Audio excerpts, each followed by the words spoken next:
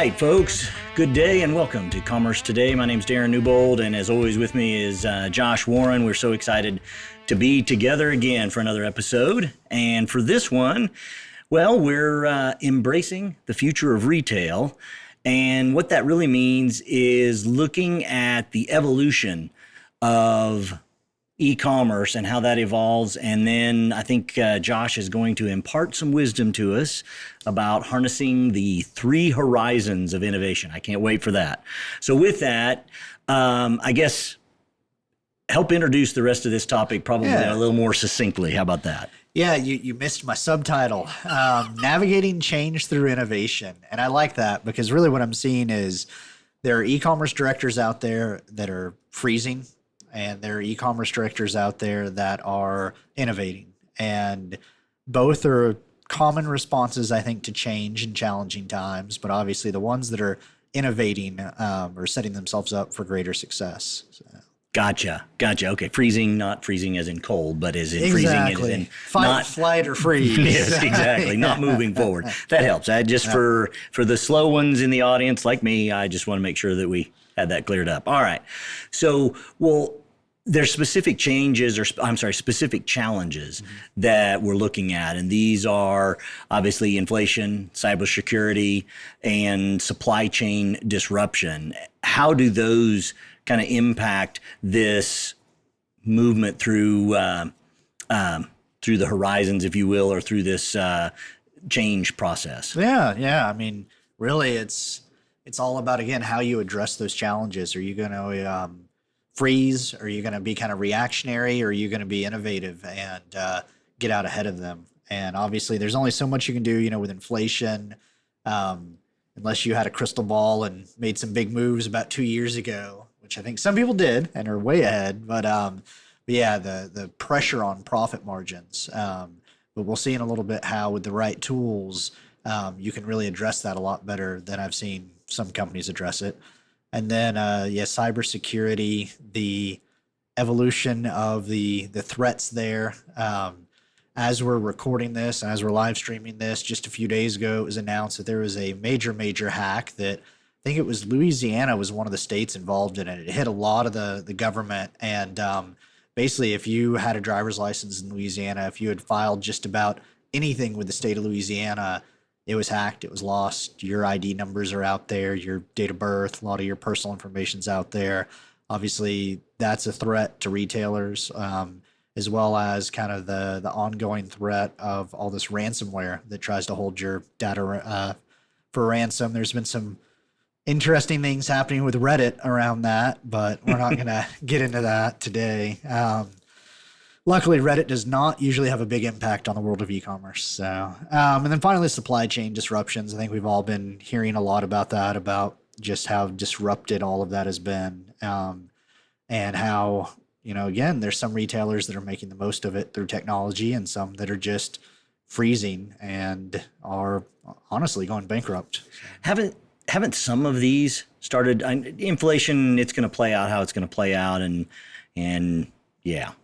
The cybersecurity, obviously, companies can do different things to avoid that and be better, but that's you're always kind of chasing perfection in a way there.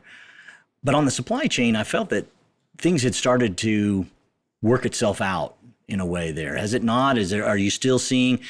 And forgive me, that's one that I wanted to kind of hit on a little bit more, just because. What are you seeing, or what's still out there that's causing people to pause?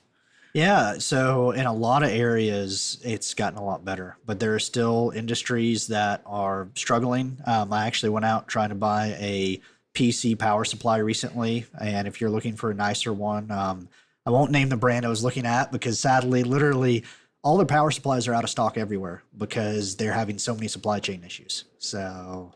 And here I was wanting to buy, and it's a premium brand. I was going to spend a premium price, and I literally can't find somebody to take my money because they can't get the parts to get them built. And then once they're built, they're not making it to the stores in time. Wow, that's crazy. That's crazy. What do you think? I guess what do you think the cause is of that? What's the root behind it? I think there were decisions made 1, 2, 3 years ago, either based on the pandemic, based on the supply chain disruptions of the time, people that zigged when they should have zagged, they're still catching up. They just missed it. Okay. All right. Well, thank you for a little bit more discussion on that. So let's now talk about an innovative framework and how this framework can then apply to e-commerce and maybe relieve some pressure and help those frozen executives, if you will, that are really racked with the fear of change, or the fear and speed of change that's going on. How can it help them? This 3 horizons of innovative framework. Yeah. So this came about. There's an article we'll link to in the show notes. That was about a study from HFS Research that developed this horizons model. And I really like this because they basically said, hey, there's a lot of e-commerce directors getting squeezed by their bosses, their CFOs, and their customers. So basically, they're being told spend less money, but the customers are demanding more and more. And so this horizon framework gives you a way to prioritize. And so the first horizon that they build on each other. It's almost like a pyramid. I question exactly how they picked horizon, other than it's in the name of their company. But the base, the foundation, the first horizon is digital modernization. So basically, get your systems up to date, up to speed, get them talking to each other. This is the digital transformation that we and others, I know Adobe's been talking about that for 10 years now, probably.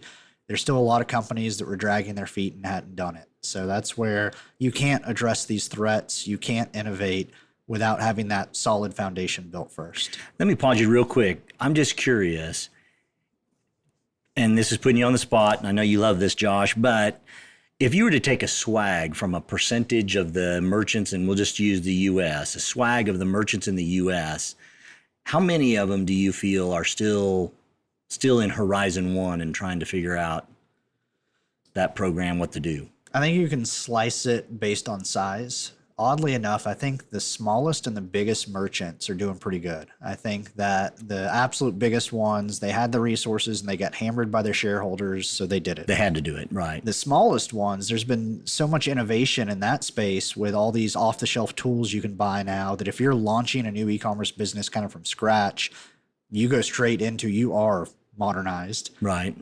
It's really that middle ground that I would say, I don't think even 50, 60% of them have completed this yet. I think there's a lot of companies in the middle that are stalled out on that horizon. All right. Definitely an opportunity out there.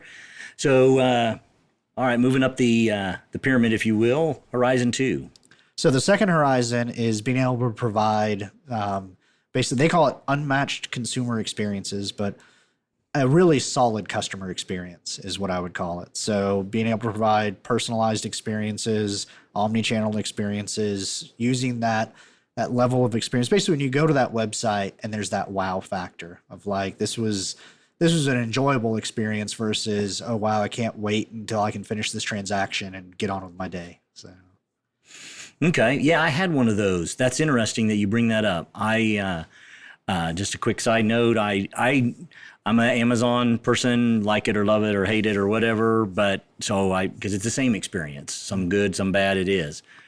But I recently made a purchase from another site, and in the way they did it, I was a little blown away. I was like, wow, I liked this experience. Now, I don't need to go there a lot because I don't know how many shoes do you possibly need, but I guess depending on the person, maybe a lot. All right, enough about that. Horizon 3.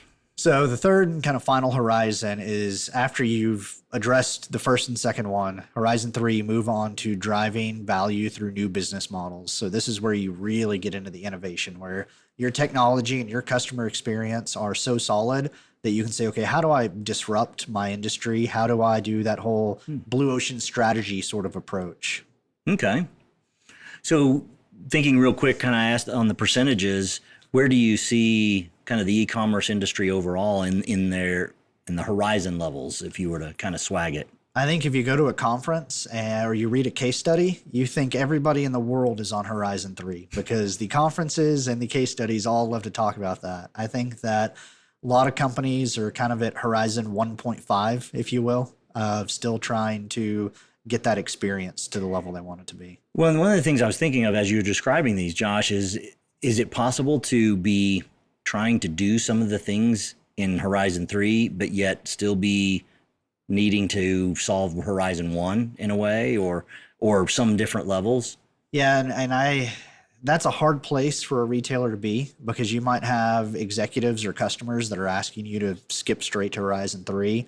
But if you haven't addressed Horizon 1, if you don't have your technology stack where it needs to be, you're going to have a bad time. Like, you really need to, this definitely builds each level. I think we've had some experience in some of those cases there, Josh. That's for a whole nother episode, probably not for even this podcast. So moving right along. So, all right, what's the role of this digital modernization and the unmatched consumer experience in retail? What does that look like? Yeah, so the digital modernization piece used to, this is one of those things where the goal has moved. It used to basically mean get all your systems talking to each other, eliminate paper and manual processes, your inventory. Ideally, your suppliers are giving you inventory feeds. They're giving you data via EDI, so you know what's coming in. You have an electronic, solid warehouse management system. You know where everything is. You know what your sellable inventory is. You know how to get it out the door. That used to be kind of that level. Now, AI has changed everything. Where now digital modernization, if you truly want to be modern, you need some way that you are weaving, if it's not full-blown AI, at least some level of automation into your technology stack, or you're not truly modern anymore. Interesting. Well, and that leads us on into this rise of the direct-to-consumer sales model. How is that impacting the innovation along the way? So the companies that have really kind of nailed Horizon 1 and Horizon 2 were the ones that they skipped to that got to that third horizon of new business models. And one of the ways many of them innovated were direct to consumer. We're basically figuring out, hey, I don't need the middleman. I don't need distributors. I can sell direct to consumer. And that has, you would think it would lower prices. It hasn't. But that has increased profit margins for those companies. But of course, that realized they could do that. But it gives those brands so much more control. Like, when you're the one selling the product direct to consumer, you can provide that amazing experience, and that experience can just be a constant reinforcement of your brand versus you go on Amazon and you buy something there and you may not even realize what brand you just purchased, and you have no kind of connection or affinity to that brand. That's interesting. Yeah, important to note, and it's definitely an important area to look at in that Horizon 3 zone. Mm-hmm. Well, so as we start to put this all together, what's your message? What's our message to the merchants out there that are saying, hey, I don't even know which horizon I'm on. I'm on horizon, A, and he's talking 1, 2, 3. Or, all right, I'm in horizon 1, 2, or 3, probably a 1 or a 2 in the grand scheme of things. What do I do? What do I do with this? And how do we create the impact we need to create? Yeah. I think where the horizon model really helps is if you're in that freeze position, you're a little overwhelmed, stop, breathe, go back to basics, and basically say, hey, look at us as a checklist. Have I completed Horizon 1? Is my brand, are we truly modernized? And if not, start there, because your efforts on Horizon 2 will take longer and cost more if you haven't finished your efforts on Horizon 1. Interesting. Yes, that is so key. So what you're ultimately saying is when the economy is pushing, saying, hey, we can't spend more money. Okay, well, if we can't spend more money, the money we are spending, we've got to be modernized. We've got to have like anything, the foundation built well, right? Right. Then upon that foundation, then maybe, and even would encourage our merchants to review some of our previous episodes, because we do talk about some areas that probably very well fit into that Horizon 2 to start exploring, experimenting, some that may be expensive, maybe some of them may be not expensive, that are easy to do, that would add just that extra value to your site. Is that kind of some thoughts that you're thinking of there? Yeah, that sums it up well. And I think that for a lot of merchants, hear Horizon 2, they hear us talking about these consumer experiences, and they think, oh, that's out of my reach. I can't afford that. My brand's not like that, that sort of thing. But talk to your customers, whether that's through formal, user research or just an informal poll on your website or an open call on social media for feedback. But talk to your customers, because there might be friction points in the customer experience or opportunities to delight in the customer experience that are the low-hanging fruit that aren't going to be too expensive or complex to implement. Interesting. All right, Josh, last prediction for future trends and changes in the e-commerce landscape. So I think that, as we've talked about a lot, we're going to see a lot of AI and automation in the next couple of years. I mean, next couple of weeks at this rate. Yes, yeah. Years is way too far. But even with AI, it kind of goes back to that same thing of like the people that have their data in a format they can easily feed into an AI are going to win, versus the ones that haven't done that Horizon 1 work, that don't have their systems, put together in a way that makes that easy. So I don't know if we're going to see a lot of companies solving that. I think that's where people should be putting their time and attention, but it doesn't always work that way. So interesting. All right. Well, you heard it here first. We're, as always, happy to have you on board for Commerce Today. We appreciate you listening in, and definitely come back for the next time. Until then, take care.